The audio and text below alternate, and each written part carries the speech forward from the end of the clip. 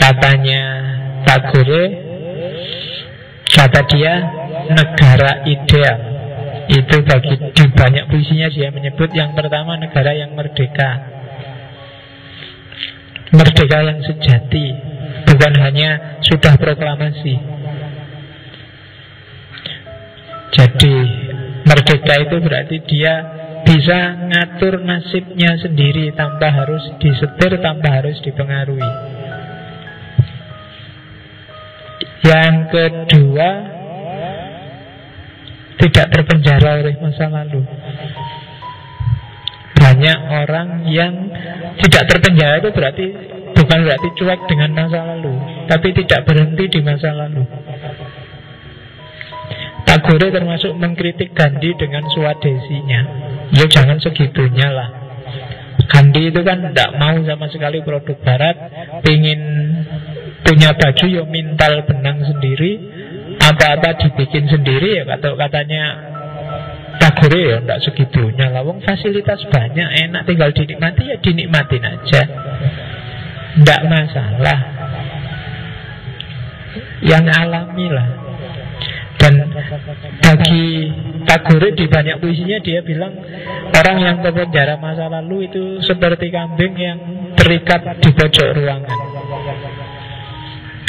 Dia tidak berkembang. Dia nunggu tuannya datang terus diajak jalan-jalan. Dia tidak bisa kemana-mana. Maka negara yang luar biasa adalah negara yang tidak terpenjara masa lalu, tidak dikit-dikit membanggakan masa lalunya. Biasanya orang yang dikit-dikit membanggakan masa lalunya itu orang yang di masa kininya tidak sukses. Itu rumus simpel sebenarnya. Kalau kamu tiap hari, Islam itu dulu jaya loh. Iya, kalau sekarang kamu bilang Islam itu dulu jaya, berarti sekarang tidak. Kita dulu menguasai hampir, dulu, berarti sekarang tidak. Ya kan? Jadi orang yang banyak menyebut masa lalunya itu biasanya di masa kininya dia tidak sukses. Jadi katanya Tagore, enggak, jangan terpenjara oleh masa lalu. Ini dadaku, bukan dadanya bapakmu yang kamu banggakan. Yang ketiga, gandengannya merdeka itu mandiri. Jangan suka menggantungkan diri pada hal yang kalian tidak punya dan tidak mampu. Itu awal dari kekalahan. Kalau memang kita punyanya uang 1.000, ya kita hidup dengan uang 1.000. Apa bisa? Tak bisa. Ya tinggal diatur aja. Zaman dulu saya di pondok, awal bulan dikirimi uang, biasanya terus tidak sampai seminggu habis. Karena kalau jalan-jalan ke toko buku itu mesti terus habis. Strateginya gampang, karena di pondok banyak yang masak sendiri. Nah, tinggal kalau ada yang masak kita deket-deket, tak bantu ya Kang. Nah, alamat itu kan. Iya. Jadi, atau kalau lagi malas bantu ya ditunggu aja, kalau sudah mateng mendekat-dekat, wah enak nih sudah mateng, mesti kan. Ayo monggo, ayo kita langsung duduk ikut makan. Itu dulu strategi cerdas untuk. Iya. Jadi yang penting mandiri. Negara itu harus mandiri. Indonesia ini saya tidak tahu berapa persen dia mandiri, berapa persen dia tergantung. Iya, kebanyakan mungkin tergantungnya. Dan itu berarti negara yang tidak harusnya. Kalau itu kan, kalau bagi bahasanya Tagore kan negara itu harusnya. Terus negara yang bagus itu negara yang terbuka pada kemungkinan yang lebih baik. Jangan keras kepala. Tradisi kita dulu gini, kalau ada yang lebih bagus, ambil aja yang lebih bagus, tidak masalah.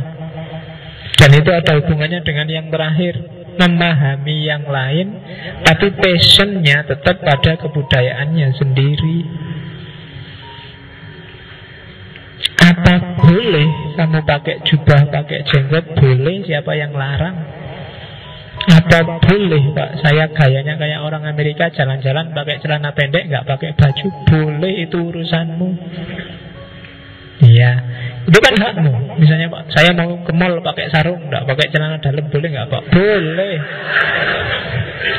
Iya, enggak apa-apa. Ya kan, dulu saya pernah gitu tantang-tantangan sama temen. Berani nggak ke mall pakai sarung aja, nggak pakai celana dalam? Ayo, siapa takut?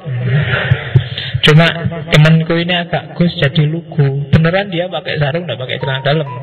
Saya pakai sarung tapi dalamnya ada celana. Jadi begitu nyampe mall, sarungku tak ambil, tak lipat. Sekarang pakai celana, dia pakai sarung beneran. Dan itu marah-marah di mall. Iya, tidak. Ngomong apa itu.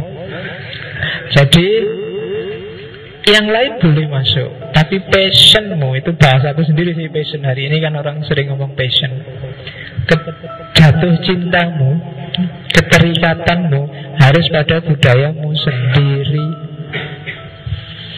Jadi rumus kalau mau bikin negara yang bagus harus merdeka, tidak terjajah di level apapun, tidak terpenjara oleh masa lalu, mandiri, terbuka untuk perbaikan yang terus-menerus, dan kamu cintai negaramu. Kalau ini semua ada, entah lambat, entah cepat, negara akan jaya. Ada di semua rakyatnya ini. Itu negara itu pasti akan jaya, tidak bisa enggak. Itu rumusnya dari Tagore. Nanti ada puisi yang bagus tentang negara, saya kutip dikit aja, itu puisi panjang sebenarnya, yang ngobrol sama ayahnya. Negara yang bagus itu dimana pemikiran tak lagi ketakutan dan kepala tinggi ditegakkan, dimana pengetahuan bebas berkeliaran dan dunia tidak terpisah-pisah dalam pecahan-pecahan kecil berserakan, dimana akal yang jernih tidak hilang kendali, menerangi padang pasir suram dari lembah kematian, menuju surga kebebasan. Semacam itulah ayah, biarlah negaraku membuka matanya. Sebenarnya puisi panjang tentang negara, tapi tak cuplik yang ini. Jadi visinya persis kayak tadi. Dia harus merdeka, mandiri, terbuka, tidak bisa ngelarang-ngelarang orang berpikir, berekspresi, bebas, tapi tetap punya passion terhadap bangsanya sendiri. Kalau India seperti ini, katanya Tagore, kalau dibawa ke Indonesia, ya kalau ke Indonesia seperti ini, maka Indonesia akan jadi surga bagi rakyatnya. Cuma ini saya bilang tadi, inilah namanya idealisme. Idealnya Tagore. Mungkin karena dia prihatin melihat betapa hancurnya bangsanya, India, Pakistan, Bangladesh. Sampai hari ini kan perang tidak ada selesai-selesainya. Termasuk para pengungsi hari ini kan asalnya dari sana, Rohingya itu. Jadi mimpi idealnya Tagore tentang negara